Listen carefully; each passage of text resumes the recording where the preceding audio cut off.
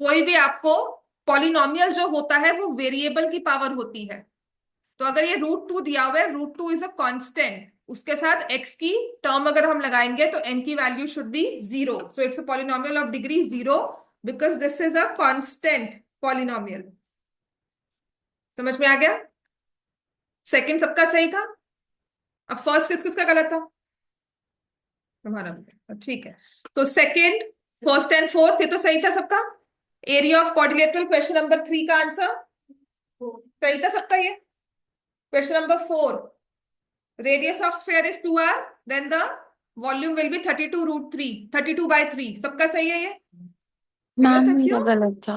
उधर बैठ के बड़ी डिस्टर्बेंस थी और जल्दी जल्दी निकल। चाहे जो भी है, पर ये तो वॉल्यूम का ही 2r करना है। 2r का क्यूब किया 8, 8 × 4 किया 32। ठीक है। अच्छा, क्वेश्चन नंबर 5 गलत होगा मैक्सिमम।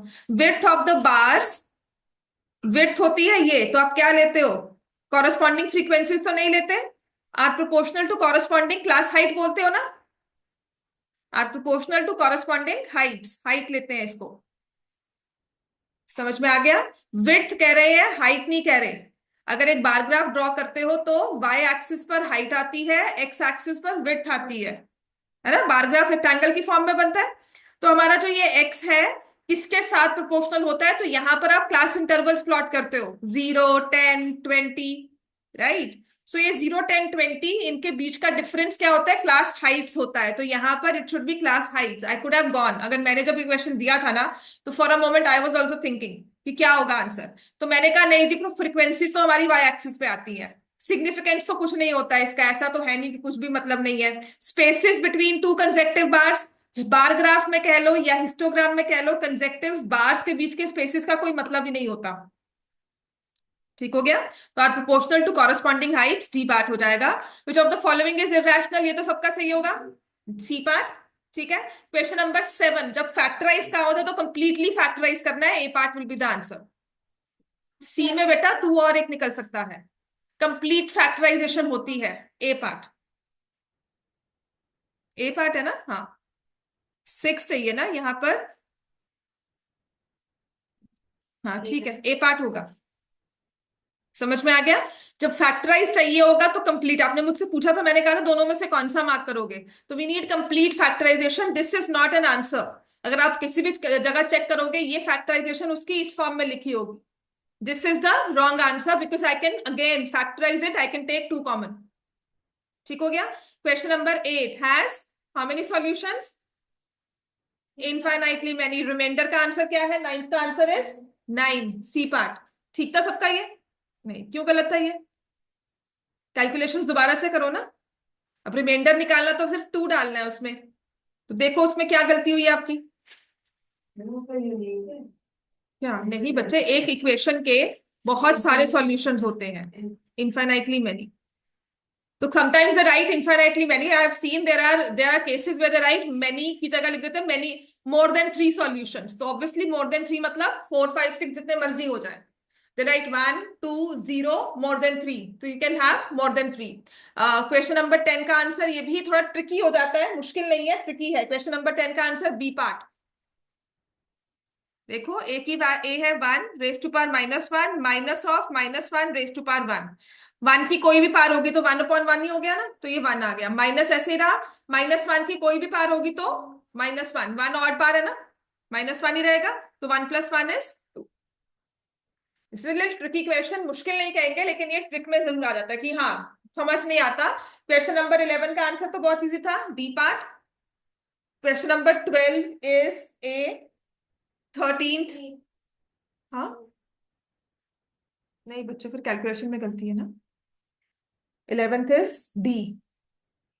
किसी और को 11th में प्रॉब्लम है दोबारा सॉल्व करना, फिर अगर डी आ रहा है दोबारा देखो उसको। सिर्फ अगर वो कैलकुलेशन, एक तो होता है समझ ही नहीं आया, एक है हमने कैलकुलेशंस गलत की हैं। अगर कैलकुलेशंस गलत किया तो इमीडिएटली साथ साथ उसे सॉल्व करना शुरू करो, इंस्टेड ऑफ आस्किंग मी कि नहीं वो गलत क्यों है। Try to figure it out yourself. जैसे रिमाइंडर का क्वेश्चन था, उसका नहीं सही आया तो please do it yourself again, उसके सामने बैठकर ही करो। 11th का डी पार्ट है,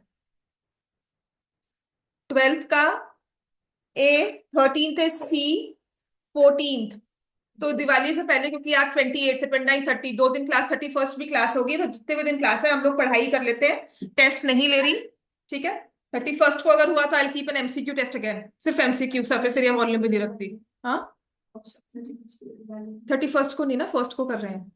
तो जो भी है, तो वो जल्दी आकर आप सिर्फ टेस्टिंग दे देना, आई इन्फॉर्म यू अकॉर्डिंगली, ठीक है ना।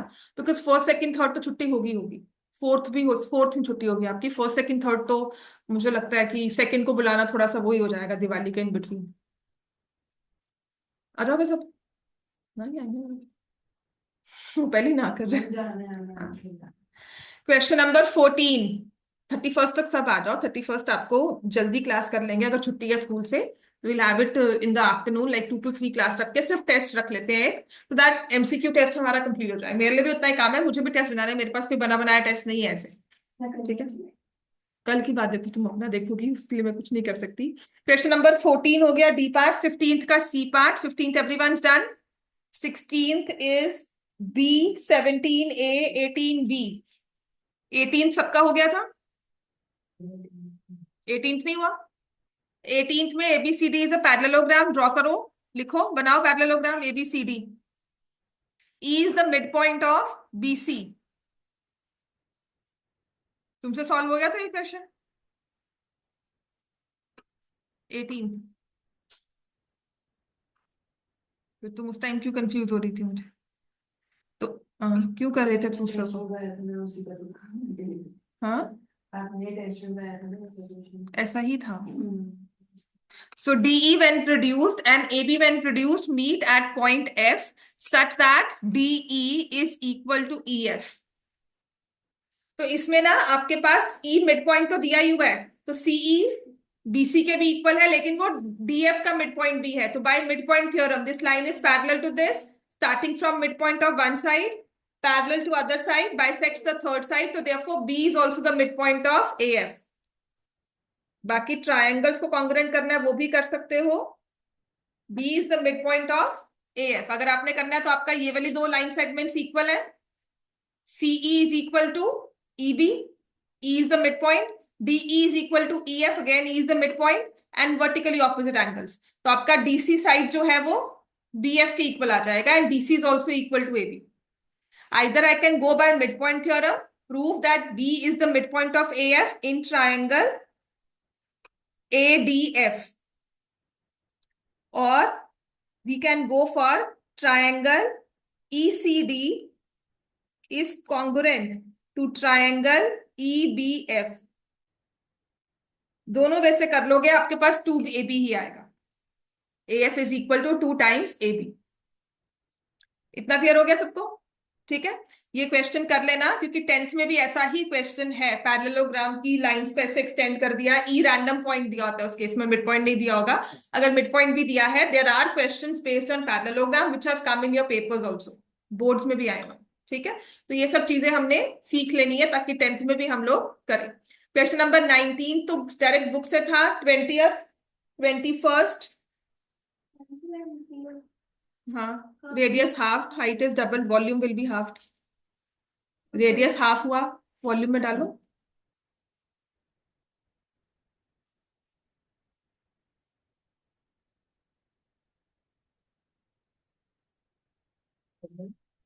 हाफ, डबल क्यों होगा बताओ? 4/2 कैसे होगा? वॉल्यूम का फॉर्मूला क्या होता है कोन के वॉल्यूम का? 1/3, हाँ, 1/3 πr²h। कोन कह रही है ना, वॉल्यूम का फॉर्मूला सही लगाओ, पाई। रेडियस क्या हो गई है? हाफ।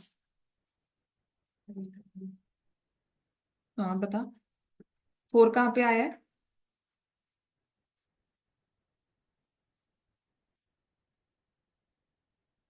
1/3 πr²h तो है ही है, बस उसके साथ एक और फैक्टर आ गया, हाफ। तो पहले अगर ये वॉल्यूम था, वॉल्यूम क्या हो गया? Half of the original volume, ठीक हो गया। जब भी रेडियस को हाफ करोगे उसका इंपैक्ट स्क्वायर में आएगा, हाइट का impact same as it is, same factor होगा। क्वेश्चन 21 अगेन इजी था। 22nd हुआ सबसे सॉल्व फ्रीक्वेंसी का ये क्लास, ये हमारा स्टैट्स का क्वेश्चन है और इंपॉर्टेंट भी है। Distribution, class marks is 10, width of the class is 6, class marks 10 है, विड्थ है, तो मतलब अगर लोअर लिमिट x है, अपर लिमिट क्या हो जाएगी x प्लस 6, दोनों को ऐड करेंगे, divide by 2 should give us 10, तो 2x plus 6 is equal to 20, 2x is equal to 14, x की वैल्यू क्या आ गई 7।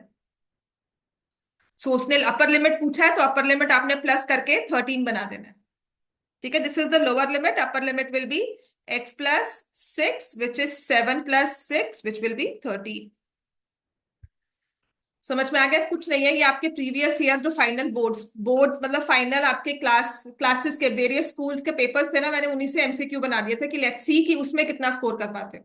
तो ये एक्चुअल पेपर्स में क्वेश्चन आए हुए हैं, इसीलिए मुश्किल नहीं था। अगर मैं बनाती थोड़ा मुश्किल ही होता कि यहाँ वहां से सैंपल पेपर से क्वेश्चंस लिए हैं, कुछ खुद से एग्जाम्पलर से मिक्स कर दिया, because we have a tendency of picking up most typical type of questions, वो सब पिक कर लेते हैं, लेकिन स्कूल थोड़ा सा मिक्स सा देता है कि यहाँ से भी डाल दिया, वहां से भी डाल दिया। समझ में आ गई बात? है क्वेश्चन नंबर 23 हो गया था ये भी। 23rd क्वेश्चन तो फॉर्मूला बेस्ड है। A part 24th simplest rationalising factor Mridul आता था ये। 50 का रैशनलाइजेशन फैक्टर क्या होता है? स्क्वायर रूट में 50 है, किस मिनिमम, इसको पहले फैक्टराइज करोगे, 25 इंटू 2 होता है, 5 इंटू 2 होता है स्क्वायर रूट में, इसको किससे मल्टीप्लाई करोगे? 2 से। बस यही इसका सिंपलेस्ट है। कर तो जिससे मर्जी सकते हैं, लेकिन सबसे इजी कौन सा होगा, सबसे कम वाला कौन सा है, लोएस्ट वाला, दैट इज √2। अब question number 25 straight from your NCERT from your exemplar, बहुत बार करवाया भी हुआ है। 256 रेज टू पावर 0.16 है, 0.09, दोनों को ऐड करोगे 0.16, पावर्स विल बी एडेड 0.09, क्या हो जाता है 0.25, तो 256.25 इज 1/4, ठीक है। तो 256 की power 1/4, answer will be 4। Exemplar में बहुत बार किया हुआ क्वेश्चन है। 26 ये क्वेश्चन मैं बार बार दूंगी, इसका एजर्शन रीजनिंग भी आता है। डिग्री ऑफ जीरो पॉलिनोमियल क्या होगा? Not defined. ये सब याद कर लो। Constant polynomial other than zero, degree of zero polynomial not defined, constant polynomial की degree is zero, zero of zero polynomial is any real number, zero of constant does not exist. ये सब याद कर लेना टेबल में। Question number 27 again very important question. ये एक ऐसा ही क्वेश्चन होता है जो पेपर में कंफ्यूज करता है। Equation of line parallel to x axis and 2 units above the origin क्या होगा? y equal to 2। समझ में आ गया? ये बहुत इजी है। और कभी कभी कहा जाता है कि parallel to x axis, parallel to y, 2 units below, 2 units यहां से, ठीक है। तो ये सब याद करना है। और अगर ऐसा भी हो क्वेश्चन कि हमें एक लाइन दी हुई है ax plus by plus c equal to 0, so under what condition will this line pass through origin? If this line passes through origin then, आपको ऑप्शन दिया होगा क्या सही है। आप बता सकते हो कि जब एक लाइन ओरिजिन से पास करती है तो आप क्या उस लाइन के बारे में बोल सकते हो? हाँ, उसके बाद It will line first and third quadrant or second quadrant. Abc के बारे में हम क्या बता सकते हैं? Either a is equal to 0, b equal to 0, c equal to 0, d none of these. D में मैं एक और अच्छा ऑप्शन देती हूँ, बोथ ए एंड बी। मुझे पता था यही मार्क करोगे। हाँ, c इक्वल्स टू 0, जब ओरिजिन से पास करते, तुमने खुद कहा वो 0.00 से पास कर रही है, ये 0 x और y की वैल्यू होती है, कोएफिशिएंट 0 नहीं है। ठीक होगी बात? कोएफिशिएंट 0 है तो वो नंबर, वो वेरिएबल आपको इक्वेशन में दिखेगा ही नहीं, ठीक है ना। तो इसका मतलब a जब भी कांस्टेंट टर्म नहीं होती ना किसी भी इक्वेशन में, वो हमेशा ओरिजिन से पास करती। क्लियर हो गया? अब यही आपको इक्वेशन दी हुई है, लिख लो ये चीज, ये मैंने आपको ना आपके हैंडआउट में दिया हुआ है। This is a very important thing. ये हमारा ना क्वेश्चन पेपर में आ जाता है और उस टाइम हमें होता है कि पता नहीं क्या दे दिया। यही ऑप्शंस होंगे इसके, c इज इक्वल टू 0, हद से हद क्या दिया, c नॉट इक्वल टू 0, यहाँ पर a नॉट इक्वल टू 0, कुछ ना कुछ ऐसे लिख दिया, ठीक है। या नन ऑफ दीज, या मैंने बोथ a एंड b कर दिया, कुछ भी दे दिया। दैट 4, तीन तो आपको दिए ही होंगे कि चारों में से, तीनों कोएफिशिएंट्स में से कौन सा 0 है।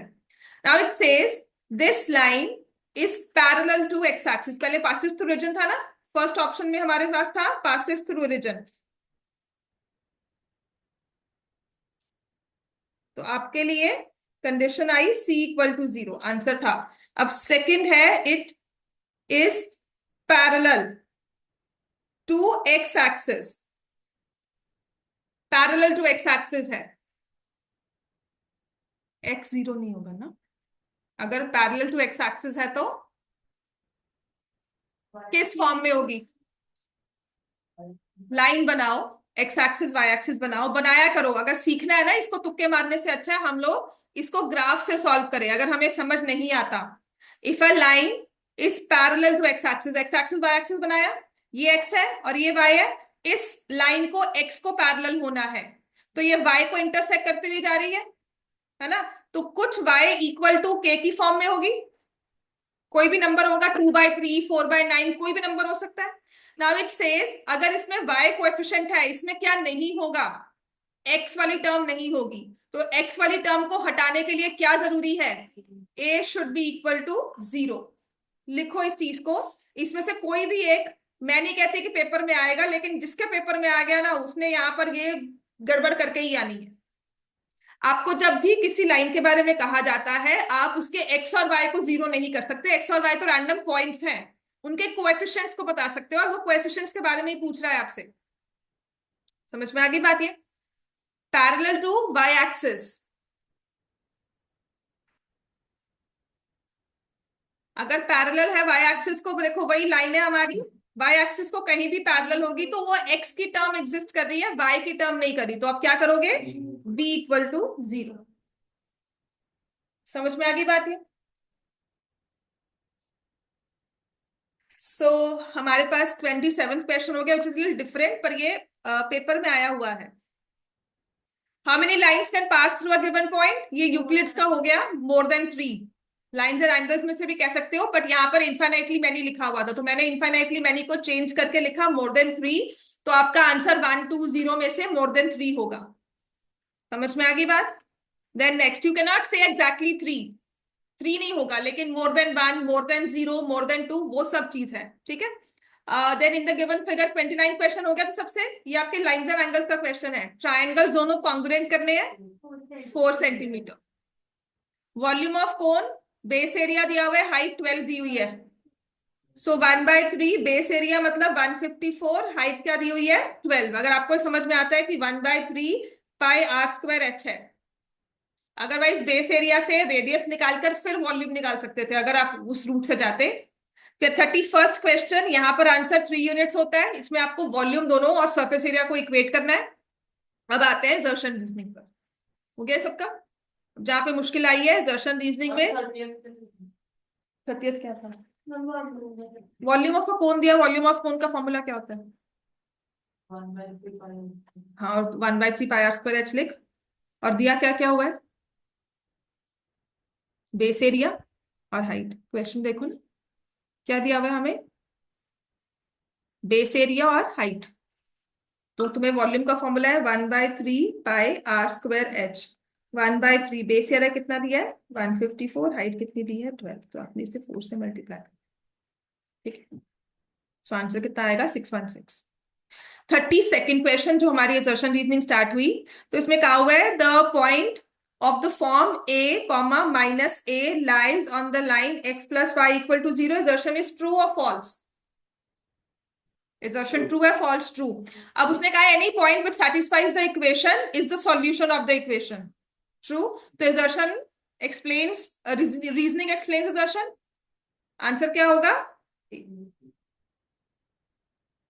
ए होना चाहिए, ए होगा, ठीक है। Volume of two spheres are in the ratio 27:8, then their surface areas are in the ratio 3:2। assertion false है, डी पार्ट, 33rd का आंसर इज डी, ठीक है ना। क्या होगी सरफेस एरिया की रेशियो,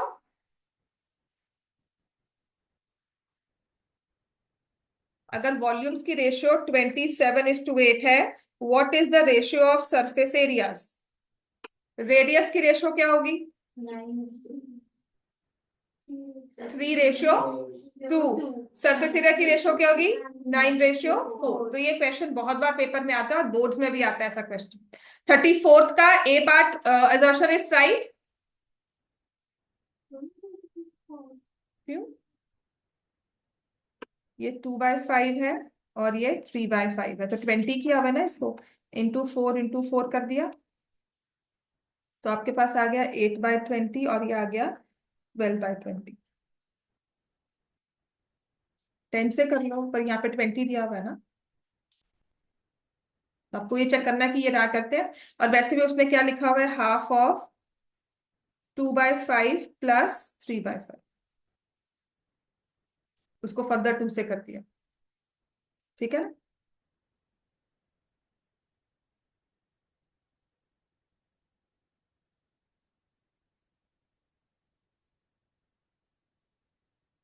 तो ये आ जाएगा हाफ ऑफ 5/5 1 तो हाफ, तो एक नंबर हमारे पास हाफ आ गया, तो ये हो गया, ठीक है। फिर हाफ और 2/5 को लेकर नंबर ना फाइंड फॉर्म करोगे, फिर हाफ और 3/5 को लेकर नंबर फॉर्म करोगे, तो आपके पास आंसर आ जाएंगे। तो इसमें भी बात क्या करना है हमने, ए पार्ट, ए हम बट वो क्यों नहीं करना, मैम उसका अलग मेथड है, उसका अलग मेथड। अलग मेथड तो है, पर अगर तुमने इसको हाफ किया है, उससे आंसर तो तुम्हारा आ रहा है ना बच्चे। हाँ, तो फिर उसके बाद उसको फर्दर कुछ सॉल्व करो। हमारा सेम आंसर नहीं आएंगे ना। नहीं नहीं बेटा, आ जाएंगे। ऐसे हमारा मैम ने भी दिया था लक्ष्मण, उन्होंने ऐसे भी बी मार्क करवाए थे। तो मैंने करवाया था, जो मैंने चेक किया था, तो ए ही दिया हुआ था उसमें, ए आना चाहिए। देख 1/2 आ गया, वो 10/20 हो गया। उन्होंने स्पेशली कहा था कि जब आपका फॉर्मूला डिफरेंट है अप्लाई नहीं होगा। अब इसमें ना वही हो जाता है, ये देख आ गया ना, ये क्या बना, ये 4 5 9 बन तो गया इसमें, बना तो ना, है ना। तो फिर आपके पास अगर नंबर सेम आएंगे तो ऑब्वियसली इसमें यही पार्ट करना। क्वेश्चन नंबर 35 अगेन, ये क्वेश्चन पेपर में एक बार तो दिख ही जाता है आपको। Perpendicular distance from x axis is 5 and perpendicular distance from x axis is y, so A part होगा 35 का भी। 36, diagonals of parallelogram are equal, then ABCD is 90, assertion is true। But अगर पैरेललोग्राम के डायगोनल्स इक्वल है तो वो क्या बनता है, rectangle not a square. Square में एक थर्ड प्रॉपर्टी है जो हमें, diagonal should be perpendicular, it should also be fulfilled, so assertion is true, reasoning is false। 36 का आंसर सी पार्ट होगा। 37 डी पार्ट, assertion false है। 38 ए पार्ट, जो formula लिखा है उससे हमारा आंसर सॉल्व हो रहा है। अगर आप चेक करोगे, मैंने डायरेक्टली, सही है बेटा, उसको 87 प्लस 30, नीचे फॉर्मूला तो वो लग रहा है square minus AB plus b square. उसने क्या दिया हुआ है कि x³ प्लस y³ क्या है, x की जगह क्या लिखोगे 87। अगर ये क्वेश्चन आएगा उसमें रीजनिंग यही दोगे कि यूजिंग दिस फॉर्मूला, ठीक है। तो इसको लिखोगे 87 प्लस 17, सॉरी 83 है, सॉरी हाँ तो ठीक है, 83 plus 17 into 83 square plus 17 square minus 83 into 17 upon, ये चीज मैंने सिर्फ दी थी, ये को भी assertion रीजनिंग में नहीं आई है, ठीक है। ये किसी पेपर में मुझे नहीं मिली थी, ये मैंने क्यों दिया था, ताकि ये फॉर्मूला ना आप लोग भूल जाते हो, नंबर की एप्लीकेशन ना एल्जेब्रिक एक्सप्रेशंस में बहुत बार आती है, तो दिस यू शुड रिमेंबर, इसमें फॉर्मूला लगाया गया है। समझ में आ गया, इसमें स्क्वायर क्यूब्स नहीं निकालने होते, कोई कैलकुलेशन नहीं करनी होती। और ये दिया भी आपको ना, assertion रीजनिंग या MCQ की जगह दिया भी आपको उसमें होगा 2 मार्क्स में। MCQ में दिया, बच्चे को कुछ नहीं आता, वो यहाँ पे कैलकुलेशंस कर लेगा, 10 मिनट लगा के कहेगा मैंने एक नंबर तो निकाल लिया, ठीक है। तो ऐसा क्वेश्चन MCQ में देना, सिर्फ अगर मुझे टाइम वेस्ट करवाना है मैक्सिमम बच्चों का, कि वो टाइम वेस्ट करें। लेकिन 2 मार्क्स में सही पता लगेगा बच्चे को आता है कि नहीं आता, क्योंकि वहां पर आपको ये फॉर्मूला लिखना है, then you have to apply it. तो दिया सिर्फ इसलिए था, ये दिया भी इसलिए था दैट यू टू रिमेंबर कि 83 प्लस 17 100 बना, और ये फॉर्मूला अप्लाई हुआ है यहाँ। Then question number 39, assertion is false। क्या आता है coefficient of x,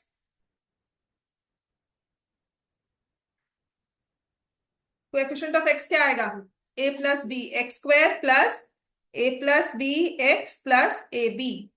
Then what is the coefficient of x in x plus 3 का whole cube? Obviously it's 27, ये तो true ही होना था। Then degree of zero polynomial is 0, 0 false, क्योंकि degree of zero polynomial is not defined, तो इसका answer assertion का false है, D part। 40 is D, दोनों false है नहीं हमारे पास ऑप्शन ना। ठीक है, बोथ असर्शन रीजनिंग फॉल्स, ऐसा कोई ऑप्शन नहीं है, तो दोनों में से एक को तो ट्रू होना ही है। अभी तक बोर्ड्स ने ऐसा नहीं किया, अभी भी सैम्पल पेपर जो भेजा उसमें सेम ऑप्शंस ही है असर्शन रीजनिंग के। वो कर देते हैं स्कूल, पर एट्थ तक वो कर सकते हैं। नाइन्थ में ना बाय डिफॉल्ट वो जो टेंथ में होता है ना पैटर्न, वही नाइन्थ में होता है पहले, अब तो थ्रू आउट ही करने लग गए। सिक्स सेवन्थ में भी वही पैटर्न रखने लग गए, आपके 20 MCQs होते हैं, then you have case studies in six seventh eighth also. But पहले क्या होता था, नाइन्थ और टेंथ का पैटर्न बिल्कुल सेम रखते थे, ताकि नाइन्थ में जो कर रहे हो ना वही टेंथ में सेम पेपर में आएगा। तो आप देखोगे मैक्सिमम नाइन्थ के जो एग्जाम्स बनते हैं ना, जो भी आएंगे सैम्पल पेपर, वो आपके बेस्ड ऑन टेंथ वाला ही आएगा। तो टेंथ में जो अब असर्शन रीजनिंग आई है उसके सेम ऑप्शंस है, कोई चेंज नहीं ऑप्शन। ठीक है, तो हाई चांसेस है, ये तो कॉम्पिटिशन्स में भी होता है। कॉम्पिटिशन जब एग्जाम्स देते हैं ना कॉम्पिटिटिव, तो उनके जो सैंपल पेपर्स निकलते हैं, जो उनका पैटर्न चलता आ रहा है, हाई चांसेस होता है कि वही सेम हो। बट देन वहां पर क्योंकि कॉम्पिटिशन्स है, जैसे अगर वेरियस इंस्टीट्यूट है तो उनका अपना पैटर्न होता है कि ABCD बोथ आर फॉल्स, एक ही ऑप्शन भी दिया होता है किसी ने। ठीक है ना, तो वहां पर आपको बताया जाएगा, पर कहा जाएगा कि प्लीज इंस्ट्रक्शंस पहले पढ़ लेना। लेकिन बोर्ड्स में जो दिया हुआ है ना वही सेम रखा होता है, वो चांसेस बहुत कम है कि लास्ट मिनट चेंज करेंगे पेपर में। ठीक है, अब आते हैं अपने अपने हैंड अपने उसमें सरफेस एरिया वॉल्यूम निकाल लो बच्चों, चलो लेट्स कंप्लीट इट। कितने क्वेश्चंस कर लिए थे हमने इसमें?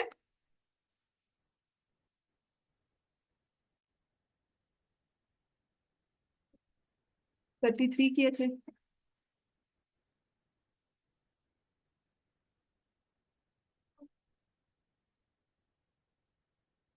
हाँ, water for a factory question number 33 कर लिया था, 34th करना है।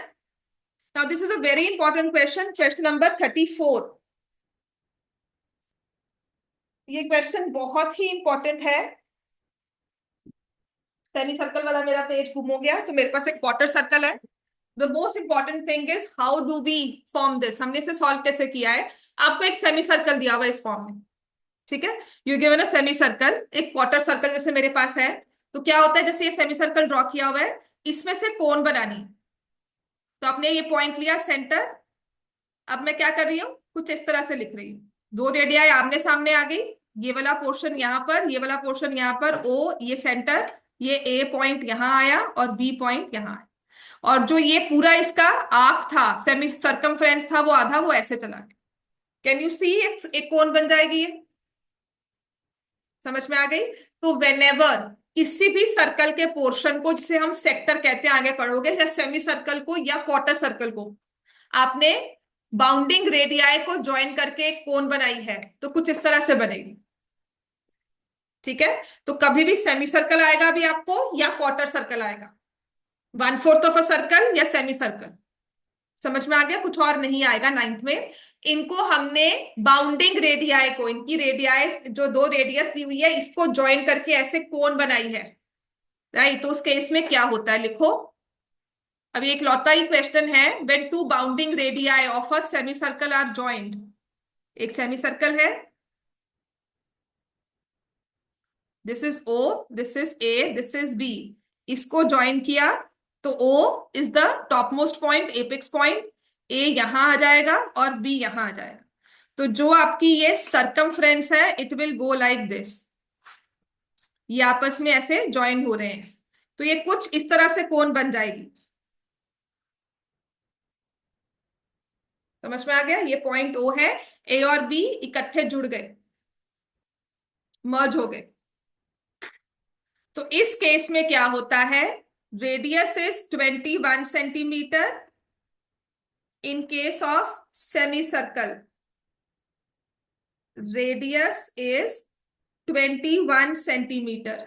लेकिन कोन में वही रेडियस क्या बन जाएगी, क्या लग रहा है क्या बन गई वो, रेडियस होती तो बेस में आती, लेकिन it has become the slant height. तो लिखो इस केस में radius of the semicircle, for question number 34 you will write down radius of the semicircle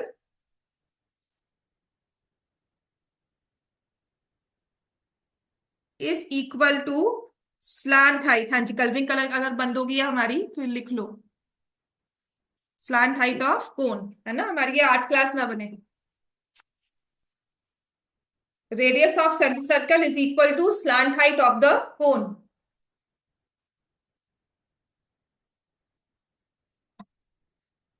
This one question you need to remember it. Radius of semicircle is slant height of the cone. अब मेरे पास slant height तो आ गई इसकी कोन की. What about the radius of cone? Radius of cone निकालना है अब हमें, है ना. यही कॉन्सेप्ट है हमारा, इसको हमेशा याद रखोगे. तो उसके लिए क्या होता है कि जो सेमी सर्कल का सरकमफ्रेंस है, ठीक है, लिखो circumference of semi circle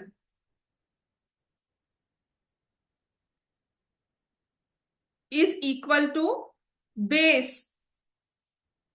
circumference of cone. तो यहां पर 2 into pi into r divide by 2 is equal to 2 pi radius of the cone. Clear हो गया. इन दो चीजों को याद रखना है हमने. ये दो ही कॉन्सेप्ट बनते हैं. सेमी सर्कल की radius will become slant height of the cone and circumference of semi circle will become, circumference क्योंकि सेमी सर्कल है हाफ हो गया, उसी को जुड़कर देखो वही ये सरकमफ्रेंस था, पोर्शन आया ना सरकमफ्रेंस का, हाफ ऑफ द सर्कल था, यही बेस सरकमफ्रेंस बन गया. यही सर्कल की फॉर्म में नीचे हमारे पास कैप में आ गया. ठीक हो गई बात है. सो यहां से अब इस क्वेश्चन को अगर सॉल्व करेंगे तो slant height of the cone is 21, 2 pi radius of the cone is equal to pi capital R. Pi cancel हो जाता है, सो बाय डिफॉल्ट क्या होता है, radius of the cone is 21/2. तो ये जो रेडियस है 21/2 है. Radius of the cone is 21/2.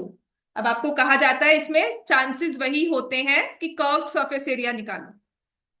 Volume क्योंकि हमारे पास स्लांट हाइट दी हुई है, हमारे पास जैसे कर्व्ड सरफेस एरिया तो एरिया ऑफ द वही होगा, वॉल्यूम निकालने को ही कहा जाएगा. Find the volume.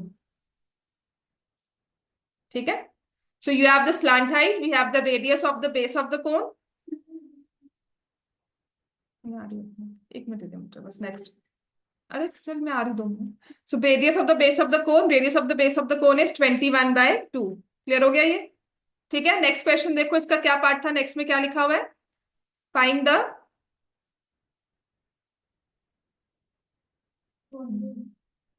तुम्हारा क्वेश्चन पेपर कहाँ है तुम्हारा ये.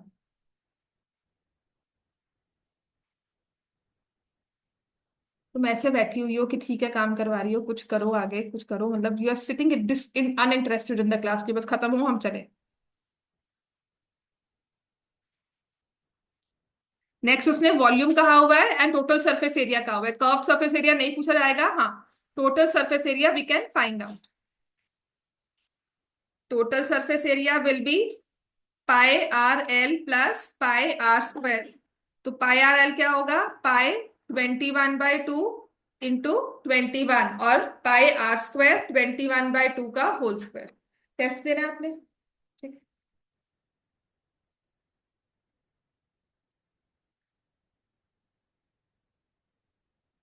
ऐसा पीछे पास कर दो.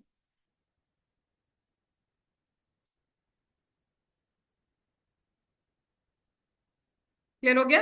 और वॉल्यूम ऑफ द कोन निकालना है तो मुझे हाइट निकालनी होगी. हाइट क्या होती है, स्लांट हाइट का स्क्वायर माइनस रेडियस का स्क्वायर. तो ये हमारा हाइट आ जाएगा of the cone and then we can find the volume 1/3 pi r square h. समझ में आ गया. बस इसको √3 की फॉर्म में रखना है. जो भी कैलकुलेशंस करोगे उसको एज इट इज छोड़ देना. This will come as 21/2 into √3 centimetre. समझ में आ गया इतना. क्वेश्चन 35 अगेन इंपॉर्टेंट है, आई थिंक आपके एग्जाम्पलर में से है ये. इस कॉन्सेप्ट को याद रखना. यहां पर तो सरकमफ्रेंस दिया हुआ था और सेमी सर्कल दिया हुआ था, यही आगे क्वेश्चन ना एज क्वार्टर सर्कल भी आता है. So remember question number 35 now.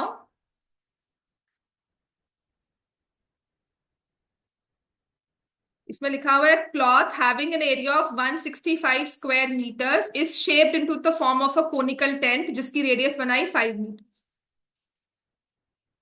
ठीक है. तो जिससे एक क्लॉथ रेक्टेंगल के शेप में होता है क्लॉथ, एक उसको हमने कटिंग करके एक कोन बना दिया. क्लियर हो गया? तो इस प्रोसेस में क्या सेम रहा होगा, एक शीट ऑफ पेपर है उसको आप फोल्ड करके कर्व सरफेस एरिया, है ना, क्योंकि अगर टेंट बनाया तो ऑब्वियसली ओपन टेंट होगा, नीचे बेस नहीं दिया जाता, कारपेटिंग नहीं होती जब तक नहीं कहा जाए। ठीक है, क्वेश्चन है वहां करवाऊंगी आपको। यहाँ पर उसका एरिया दिया है 165 स्क्वायर मीटर्स, दैट मीन्स इसका भी एरिया क्या है 165 स्क्वायर मीटर्स। ठीक है, इसका कर्व सरफेस एरिया, और इसमें रेडियस क्या दी हुई है 5, तो मेरे पास आ जाएगा pi r l is 165, pi into 5 into l is 165। And height 21 hmm, meter. हाँ मीटर्स ही होगा बेटा।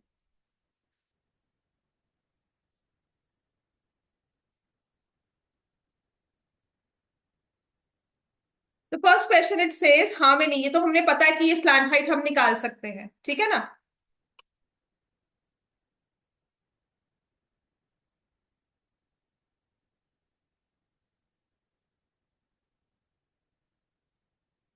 ठीक है, स्लैंट हाइट आपको पता है कि इससे 21/2 सेंटीमीटर आ जाएगा। पर the first question what does it say, it says how many students can sit in the tent, इस टेंट के अंदर कितने बच्चे बैठ सकते हैं। अच्छा, बच्चे कहाँ बैठते हैं टेंट में, अगर जाना है तो कहाँ होंगे, Base. बेस ग्राउंड पर ही होंगे ना, हवा में तो नहीं उड़ रहे, या किसी और किसी हमने उसको फ्लोरिंग नहीं दी हुई कि नहीं जी फर्स्ट फ्लोर सेकंड फ्लोर है, राइट। तो हमारे पास ये क्या होगा, जो भी बच्चा होगा वो यहाँ पर होगा।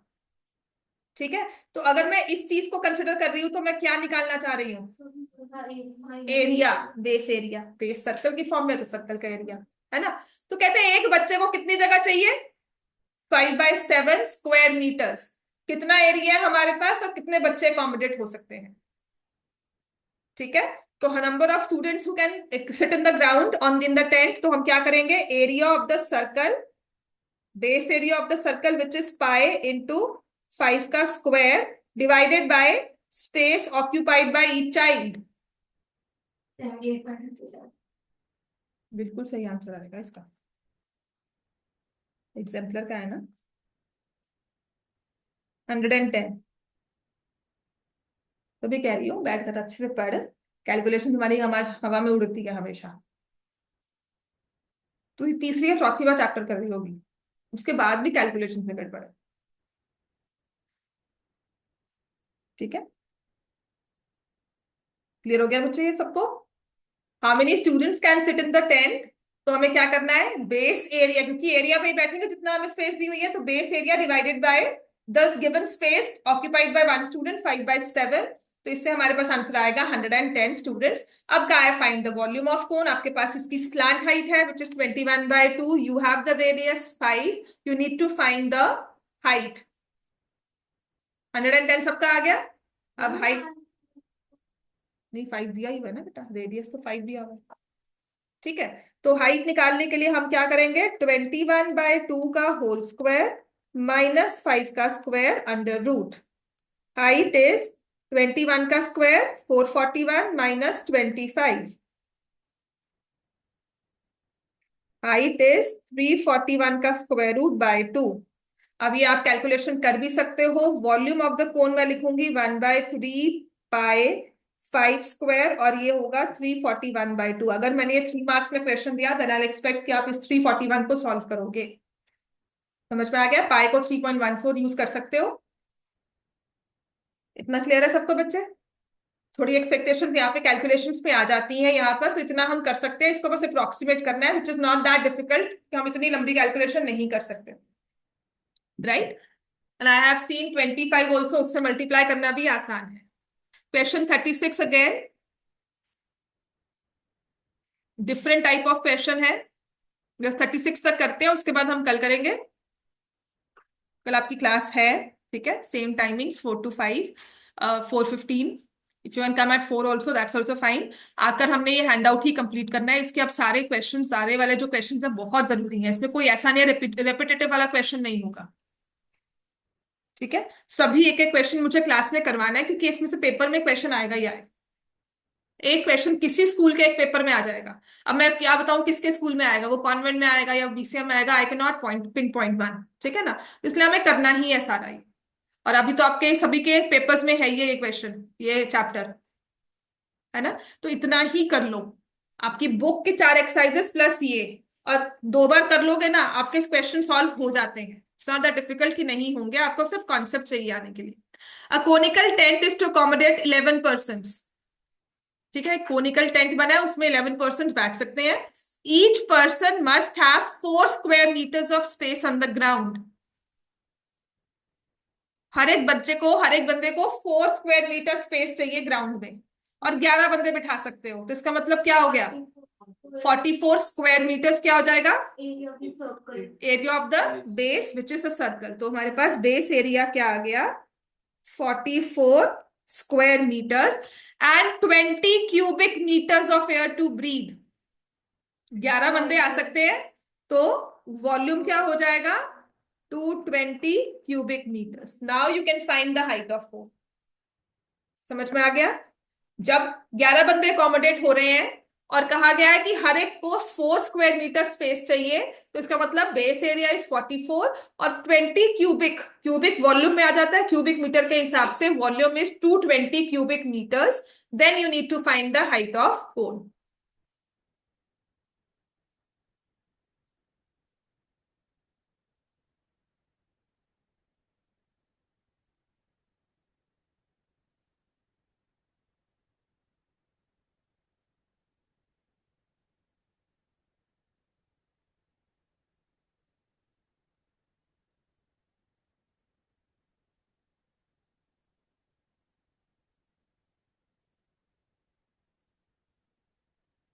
क्लियर हो गया बच्चे सबको ये?